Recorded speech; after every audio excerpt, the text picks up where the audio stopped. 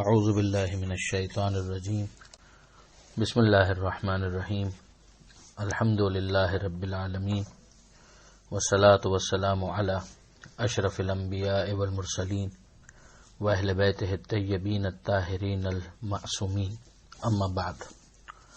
سورہ مبارکہ آل عمران آیت نمبر 187 سے 193، 187 سے 193۔ بسم اللہ الرحمن الرحیم۔ وَإِذْ أَخَذَ اللَّهُ مِيثَاقَ الَّذِينَ أُوتُوا الْكِتَابَ لَتُبَيِّنُنَّهُ لِلنَّاسِ وَلَا تَكْتُمُونَهُ فَنَبَذُوهُ وَرَاءَ ظُهُورِهِمْ وَاشْتَرَوْا بِهِ ثَمَنًا قَلِيلًا فَبِئْسَ مَا يَشْتَرُونَ۔ لا تحسبن الذين يفرحون بما أتوا ويحبون أن يحمدوا بما لم يفعلوا فلا تحسبنهم بمفازة من العذاب ولهم عذاب أليم۔ وَلِلَّهِ مُلْكُ السَّمَاوَاتِ وَالْأَرْضِ وَاللَّهُ عَلَى كُلِّ شَيْءٍ قَدِيرٌ۔ إِنَّ فِي خَلْقِ السَّمَاوَاتِ وَالْأَرْضِ وَاخْتِلَافِ اللَّيْلِ وَالنَّهَارِ لَآيَاتٍ لِأُولِي الْأَلْبَابِ الذين يذكرون الله قياما وقعودا وعلى جنوبهم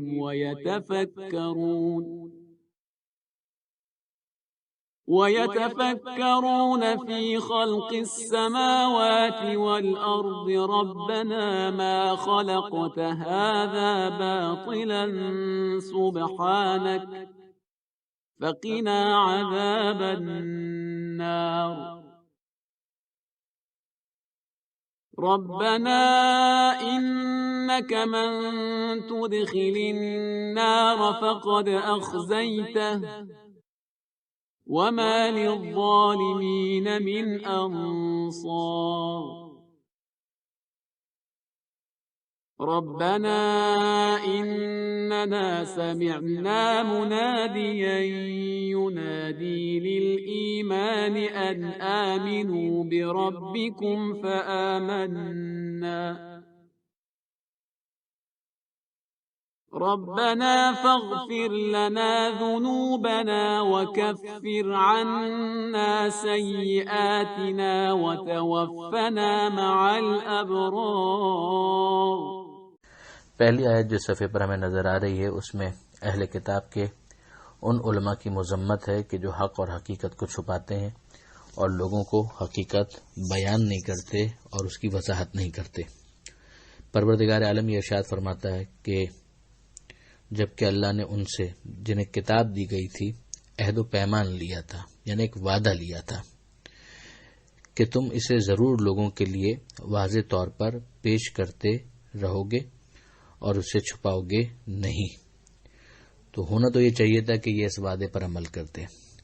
جو بھی اہل علم ہے، ظاہر کہ اہل کتاب کا تو یہاں پر ذکر آ گیا، ورنہ اوور آل بھی جو اہل علم ہے ان کی ذمہ داری ہے کہ پروردگار عالم کی طرف سے جو نعمت علم ان تک پہنچی ہیں وہ اہل کو دیکھیں اور اس تک اس علم کو منتقل کریں۔ نہج البلاغہ کے اندر کلمات قصار جو اس کا تیسرا اور آخری حصہ ہے، اس میں حضرت علی علیہ السلام کا بہت خوبصورت جملہ ہے۔ فرماتے ہیں کہ ما اخذ اللہ علی اہل الجہل ان یتعلموا، کہ خدا نے اس وقت تک جاہلوں سے سیکھنے کا وعدہ نہیں لیا حتی اخذ علی اہل العلم ان یعلموا، جب تک علماء سے سکھانے کا وعدہ نہیں لیا۔ یعنی علماء کی ذمہ داری پہلے ہے کہ وہ سکھانے کے لیے آمادہ ہوں، اور پھر جو اہل علم نہیں ہیں، جو جاہل ہیں، ان کی ذمہ داری ہے کہ وہ سیکھنے میں کوتاہی نہ کریں۔ پھر اگر وہ سیکھنے میں کوتاہی کرتے ہیں تو ظاہر ہے کہ وہ ذمہ دار قرار پائیں گے۔ تو اب یہاں پر اہل کتاب کے ان علماء کا معاملہ وہی تھا کہ جو پہلے بھی کئی مرتبہ آ چکا ہے کہ انہوں نے اس عہد و پیمان کی رعایت نہیں کی بلکہ اسے بالکل اگنور کر دیا، پس پش ڈال دیا اور اس کے بدلے میں بہت تھوڑی سی قیمت حاصل کر لی. اب یہ دنیا پرستی اور دنیا داری فبئس ما یشترون، تو یہ کتنی بری ہے وہ معاملت جو انہوں نے کی، یعنی کتنا برا سودا انہوں نے کیا. پھر ارشاد ہوتا ہے کہ لا تحسبن الذین یفرحون بما اتوا، کہ جو انہوں نے کیا اس پر انہیں اترانا نہیں چاہیے. اب اس کو اگر پیچھے سے ہی رب دیا جائے تو جو انہوں نے کیا یعنی وہ عہد پیمان توڑ دیا، اسے پس پش ڈال دیا اور دنیا کے بدلے دنیا کو قبول کر لیا، آخرت کو ٹھکرا دیا، یہ جو کام کیا ہے اس پر انہیں اترانا نہیں چاہیے، اور جو کیا ہے اس کے اوپر انہیں خوش ہونے کی ضرورت نہیں ہے جو انہوں نے کام کیا ہے. اب ہوتا یہ ہے کہ کئی مرتبہ اس طرح کے غلط کام ہونے کے بعد پھر اس کے بعد بھی اترایا جاتا ہے کہ ہم نے بہت بڑا تیر مارا. تو یہاں پر پروردگار عالم اس کے اوپر زجر و توبیخ کر رہا ہے، ایک طرح سے ڈانٹ رہا ہے. اور پھر یہ ارشاد ہوتا ہے کہ فلا تحسبنہم بمفازۃ من العذاب، کہ انہیں تم عذاب سے محفوظ بچا ہوا مت سمجھو، ولہم عذاب علیم، اور ان کے لیے دردناک عذاب ہے.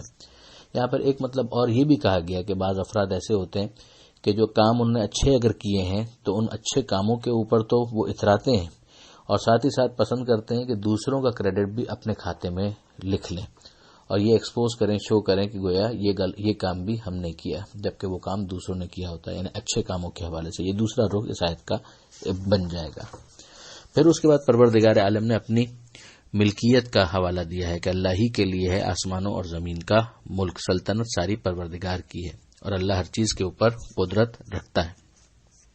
یعنی تم یہ مت سمجھو کہ گویا تم اس طرح سے حق کو چھپا کر خدا کے منصوبے کو ناکام بنا سکتے ہو. یہ تو تم اپنے امتحان میں ناکام ہوئے ہو جو تمہیں امتحان کے اندر مبتلا کیا گیا تھا. اگلی آیت جو آیت نمبر 190 ہے اس میں پروردگار عالم یہ ارشاد فرماتا ہے کہ یقیناً آسمانوں اور زمین کی خلقت میں اور روز و شب کے آنے جانے میں نشانیاں ہیں صاحبان عقل کے لیے. ظاہر ہے کہ ایک مجنون اور پاگل سے اس بات کی توقع نہیں ہے کہ وہ ان نشانیوں پر غور و فکر کرے گا، مگر جو صاحبان عقل ہیں ان سے توقع ہے کہ وہ ان نشانیوں پر غور کریں اور پھر اس کے بعد خالق تک پہنچ جائیں. اب یہاں آگے جو صاحبان عقل کی صفات بیان کی جا رہی ہیں وہ بہت عمدہ اور بہت جالب ہیں. الذین یذکرون اللہ قیاما وقعودا، کہ یہ صاحبان عقل وہ ہیں کہ جو اللہ کو یاد کرتے ہیں اٹھتے بیٹھتے اور کروٹ لیتے ہوئے. یعنی ان کا مسلسل ایک دائمی کردار یہ ہے کہ یہ یاد خدا سے غافل نہیں ہوتے. یہ صاحبان عقل وہ صاحبان عقل نہیں ہے کہ جو نشانیوں کو دیکھ کر خالق تک نہ پہنچے اور نشانیوں ہی پر ٹھہر جائے. یہ بالکل ایسا ہی ہے جیسے کہ نشانی کو دیکھ کر کوئی اتنا مست ہو جائے کہ منزل کو فراموش کر دے. مقصد تو یہ تھا کہ نعمت کو دیکھ کر منعم تک پہنچو، مخلوق کو دیکھ کر خالق تک پہنچو اور مصنوع کو دیکھ کر صانع تک پہنچو، کہ یہ جتنی بھی کریشنز ہیں ان سب کے پیچھے کریٹر کون ہے اس تک انسان پہنچے. اگر وہ نہیں ہے تو پھر ظاہر ہے کہ ایسا غور و فکر پسندیدہ بھی نہیں ہوگا. لہٰذا ہم دیکھتے ہیں ذکر کا تذکرہ پروردگار عالم نے کیا اور پھر فرمایا کہ وہ یتفکرون فی خلق السماوات والارض، کہ یہ آسمانوں اور زمین کی خلقت میں فکر کرتے ہیں، تفکر کرتے ہیں اور پھر وہ اپنے مقصود تک پہنچتے ہیں. اب یہ مناجات کا سلسلہ ہے کہ جو پروردگار عالم نے ان صاحبان عقل کا بیان کیا ہے. یہاں پر کوئی لفظ یقولون نہیں ہے کہ انہوں نے یہ کہا یا وہ یہ کہتے ہیں، مگر یہ انداز بتا رہا ہے کہ کم سے کم یہ ان کے دل کی آواز ہے جو ان کی زبان پر بھی یقیناً جاری ہوتی ہوگی. تو پروردگار نے ان کے جو قلبی واردات ہے، جو ان کے دل کی جو کیفیت ہے، اس کی نشاندہی کی ہے. بہت تاکید ہے کہ انسان ان آیتوں کو خاص طور پر اس وقت پڑھے کہ جب وہ نماز شب کے لیے بیدار ہو. تو آسمان کو دیکھے. معصومین کا یہ طریقہ بھی بیان کیا گیا کہ وہ آسمان کو دیکھ کر ان آیتوں کی تلاوت کیا کرتے تھے اور بہت زیادہ اس کے اندر اٹریکشن ہے، جاذبیت ہے.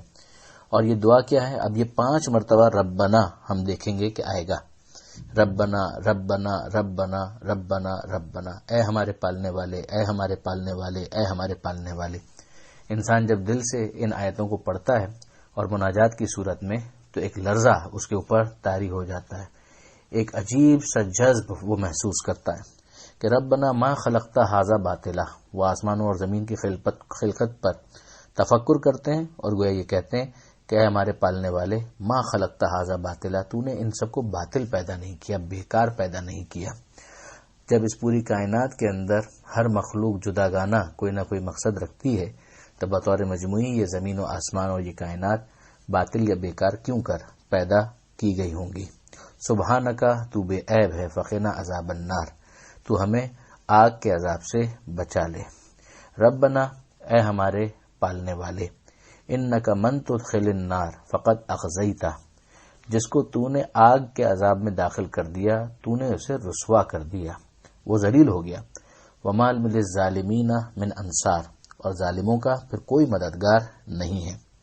ربنا، اے ہمارے پالنے والے، یہ پھر ربنا آیا، اننا سمعنا منادیا ینادی للایمان، یقیناً ہم نے سنا ایک ندا دینے والے کو کہ وہ ایمان کی دعوت دے رہا تھا۔ ان آمنوا بربکم، اور اس کی دعوت کیا تھی کہ ایمان لے آؤ اپنے رب پر، وہ جو تمہیں ویسے بھی پال رہا ہے، اس کی ربوبیت کے جلوے دیکھو اور پھر اس پر ایمان لے آؤ۔ فآمنا، تو مالک اے پروردگار ہم ایمان لے آئے، یعنی ہم نے دل سے قبول کر لیا کہ واقعاً تو ہی ہمارا پیدا کرنے والا ہے اور تو ہی ہدایت دینے والا ہے۔ اب یہ جو ندا یہاں پر ہے ظاہر ہے کہ قرآن کی صورت میں بھی ہے۔ حضرت جبریل کی جو صدا آئی تھی پیغمبر اکرم تک، اور پیغمبر اکرم نے اسے لوگوں تک پہنچایا، اور قرآن ہمارے سامنے موجود ہے۔ اسی طرح سے پیغمبر اکرم کی احادیث اور فرامین وہ بھی ندا ہی کا کام کریں گی، اور اسی طریقے سے جو اہل بیت علیہم السلام کے ذریعے سے جنہیں ہم ردیف قرآن قرار دیا گیا حدیث ثقلین کی روشنی میں، تو ان سب کا پکارنا گویا ندا دینا ہے، اور پھر اس کے بعد ان کی اتباع میں علماء کرام کا، دیگر ان صاحبان کا کہ جو لوگوں کو حق کی طرف بلاتے ہیں، تو یہ سب ندا دینے والے ہیں۔ تو ان کی ندا سننے کے بعد وہ کیا کہتے ہیں؟ ان آمنوا بربکم، ندا تو یہی ہے کہ اپنے رب پر ایمان لے آؤ، تو فآمنا، تو مالک ہم ایمان لے آئے۔ ربنا، تو اے ہمارے رب، اے ہمارے پالنے والے، فاغفر لنا ذنوبنا، ہمارے گناہوں کی مغفرت فرما، ہم ایمان لے آئے، ہم معصوم نہیں ہیں، اے پروردگار ہم سے گناہ ہو جاتے ہیں مگر ہمارے گناہوں کی مغفرت فرما۔ وکفر عنا سیئاتنا، اور جو ہماری غلطیاں ہیں ان غلطیوں کو بھی تو چھپا دے، وہ اس پر ہمیں رسوا مت کرنا۔ وتوفنا مع الابرار، اور ہمیں نیکوکار افراد کے ساتھ محشور کرنا، انہی کے ساتھ ہمیں موت دینا، انہی کے ساتھ ہمارا خاتمہ فرما۔ اب اس کے بعد یہ آیت نمبر 193 یہاں پر تو مکمل ہو گئی، مگر اگلے صفحے کی جو پہلی آیت ہے وہ اسی دعا کا تتمہ ہے کہ ربنا و آتنا، کہ ہمارے پالنے والے ہمیں عطا کر ما وعدتنا، جو تو نے ہم سے وعدہ کیا تھا، علی رسولک، اپنے پیغمبروں کی زبانی جو تو نے وعدہ کیا تھا وہ ہمیں عطا کر، ولا تخزنا یوم القیامہ، اور ہمیں قیامت کے دن تو رسوا مت کرنا، انک لا تخلف المیعاد، یقین تو اپنے وعدے کی خلاف ورزی کبھی نہیں کرتا۔ یہاں پر آیت نمبر 193 کے بعد اگلے صفحے کی پہلی آیت 194 یہ بھی مکمل ہوئی۔ اب اس کے بعد جو اگلی آیت ہے اس میں پروردگار عالم نے اس دعا کی قبولیت کا اعلان کیا ہے۔ اسی لیے ایک بہت عمدہ حدیث ہے چھٹے امام کی، امام جعفر صادق علیہ السلام کی، کہ وہ فرماتے ہیں کہ جس شخص کو کوئی مہم درپیش ہو اور وہ 5 مرتبہ ربنا کہے تو خدا اسے اس چیز سے رہائی بخشے گا جس سے وہ خوفزدہ ہے، اور وہ جس چیز کی امید رکھتا ہے اسے پالے گا۔ کسی نے عرض کیا کہ وہ 5 مرتبہ کس طرح ربنا کہے، تو آپ نے فرمایا ان آیات کو پڑھے جن میں 5 مرتبہ ربنا آتا ہے، تو فوراً ہی پروردگار کی طرف سے دعا قبول کر لی جاتی ہے، کیونکہ وہ فرماتا ہے فاستجاب لهم ربهم، جو آگے آئے گی آیت کہ ان کے رب نے ان کی دعا کو سن لیا اور اس کو رسپونڈ کیا پازیٹیولی اور اس کا جواب دیا۔ پروردگار عالم سے دعا ہے قرآن مجید سمجھنے اور اس پر عمل کرنے کی توفیق عطا فرما، اور وارث قرآن امام زمانہ کے ظہور میں تعجیل فرما تاکہ ہم اس ندا کو ان کی زبان سے بھی سن سکیں۔ وآخر دعوانا ان الحمدللہ رب العالمین، والسلام علیکم ورحمۃ اللہ وبرکاتہ۔